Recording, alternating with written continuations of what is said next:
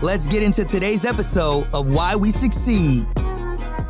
When you look back at your publishing company in particular, what was the first actionable step that you took to really make that thing become a reality? The first actionable step,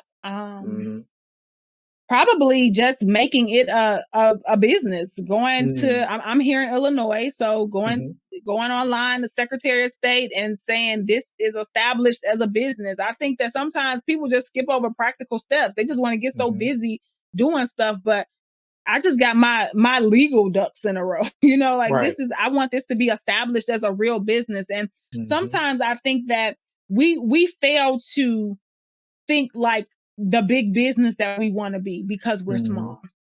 So I want to get, and I know a lot of times when you start off, you can't do all the things that you want to do or that you need to do, but I wanted to think big starting off. So I wanted to make sure I had things in order so that when God does, like when my old pastor used to say all the time, preparation plus opportunity equals success. So I prepare. So when that opportunity comes, I'm not scrambling, trying to make things legit. Even with this pandemic, I share this, last year, I got so much funding, like just free money from all over the place. Wow. And that's because my ducks were in a row. I was already established. I had things in place. So when I had to produce paperwork, and that's all I had to do was produce paperwork, then money was coming into the business account, just direct deposits, like just all over the place. So, I tell people, look, my sister says, it's so funny. She says, this not a pandemic, this a bandemic, okay? We making bands over here. I love that. That's beautiful. Yeah, so it's just, for me, I think the first thing was just really establishing that as a business entity and making it real. And I'm so glad you shared that because I am, like I told you, I'm gonna hit your head up against the wall a few times. And I had that mentality of, like, I'm just doing a little voice work or, I'm just editing a few podcasts. Like, I didn't have the mindset of seeing that you're operating as a business.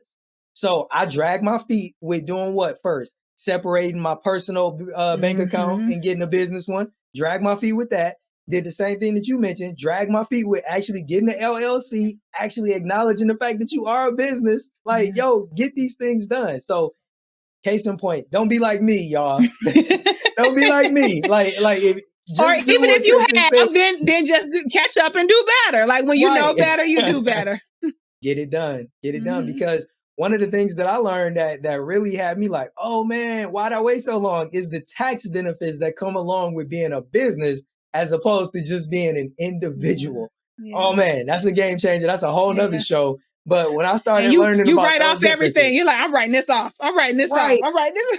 All that stuff that you was running up on your personal account. You're like, yo, all of that is toward the business. Get this stuff absolutely. Yeah. Oh man, that's real.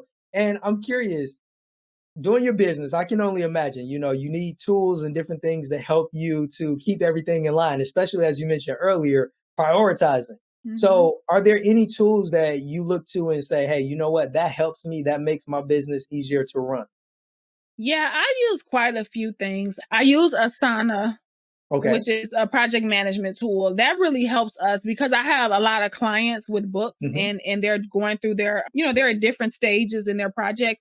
And so it's a great project management tool so that we're able on our side to, we don't really share it out with our clients. I know that some people do use it with their clients, but we just use it in-house. And we're able to track the progress of where our clients are on each project. Cause some are like just starting off. And when you're managing multiple projects, that can become confusing and a lot. I can only imagine. And it's so crazy. I actually use Asana for my personal life now. I manage projects in my house now because we were doing like some home improvement projects. I had my daughter, she was graduating from 8th grade. So we had like her birthday and her graduation. It's like all these things. So I can like create these project lists and just kind of put the task under there. And so it works even for my personal life. What else do I use? Oh my goodness, I use so many different things. We do, They all trying to rush to the front of your I mind. know, right? I'm like, what else? I know Asana is the main one. We use that Right. for our project management, but we do a lot of stuff. Most of our business is done virtually. My clients are Okay. all over the country. So, we do a lot of DocuSign for document Okay. signing and that type of thing. Of course, now that everyone's virtual, so we're doing a lot of video streaming. I mean, every platform out there is probably getting money from my business, okay? Right. But it makes life so much easier. It really does. I've learned to automate a lot of processes. Okay. And I think that was a lesson I did not know in the beginning. I was doing everything and I was, just trying to send this out, send that out. But a lot of our processes now are automated. And I love automation because you don't have to be present in the moment. I think another thing that I'm a late night worker. I work at night. I do my best work. And Night owl. like when my house is quiet and, and even when the world is quiet, because there's no disturbances from other people. My phone isn't ringing. Right. And just so, the crickets outside. That's it. Exactly. And so, I'll do my work, and I even love, this is really simple, but I love that boomerang feature on Gmail because I can get all my emails scheduled and I can, people think I'm up at 5 o'clock in the morning saying, I'm not up at 5 o'clock. I'm asleep because I've been up all night, but at 5, 6, they're like, oh, wow, she's on top of it. She really loves us. Yeah, I love you, but I'm not up at 5 o'clock. But I've scheduled those. I've gotten all my emails answered. So, just some little small things that I like to use. Nah, that's dope. And I'll be honest, I just stumbled upon utilizing the scheduling emails in Google. For so long, I didn't even know that existed. And then I was reading this book called Indistractable. And he had mentioned, block out your time and handle all your emails at once. Because, I'm one of those people that I fell in that trap of checking my email multiple times throughout the day. And I'm like, got to cut back on that. Need to just time block it. And, that book helped me to organize that aspect of my life. And he mentioned you can actually make the email, draft it out, write it. But if you don't need to send it now, schedule it. And I was like, oh, that's a thing. And I looked and I was like, it is a thing. I love it. Oh my God. That is my favorite feature in Gmail. I'm like, yep. Yeah, I love it. Oh man, that is so dope. Another thing that I think is vitally important for business owners are our daily habits. What would you say are some habits that have attributed to your success? Well, one, I'm sure you guys already know, I'm talking to God every day. Okay. Yes. I got to start my day. I cannot move. I cannot work because sometimes I have my agenda, and I'll talk about that in a second, but I have my agenda and I'm like, okay, God, what am I doing today? So I'm going to spend my time with the Lord. That's what I'm going to do before I even get off into any business. But another thing that has really worked for me, I budget my time better than I budget my money. And I say better because money and it is very important to be budgeted, but I can always recoup it. I can never recoup my time. And so I budget my time. So in my planner, and I wish I had it down here, I would show you, but in my planner each day, the night before, I go through for the next day and 8 a.m. This is what I'm doing. 8:30. This is what I'm doing. And I budget my time. I don't always hit it just like that, but at least for me, I have to go to sleep with a plan and wake up because if I don't, then like you said, I'm like, oh, I'm scrambling. Oh, I'm feeling the pressure of email. I got to do this. I got to do that. And a lot of times we're at the demands of other people.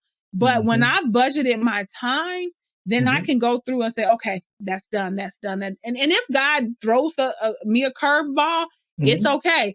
I take that curveball and then I just pick up wherever I left off. But at least I have some structure. I have to structure my day. Yeah. And that's so important, man. And wow, you are hitting on so many things that I've been learning. That's the one thing that I can say I learned from that book also, Indistractable, is time blocking, because I would set down and, set a goal of the things that I want to accomplish every day, but I wasn't as meticulous when it came to actually saying, I'm going to do it from this period of time to that period of time. And it makes all the difference.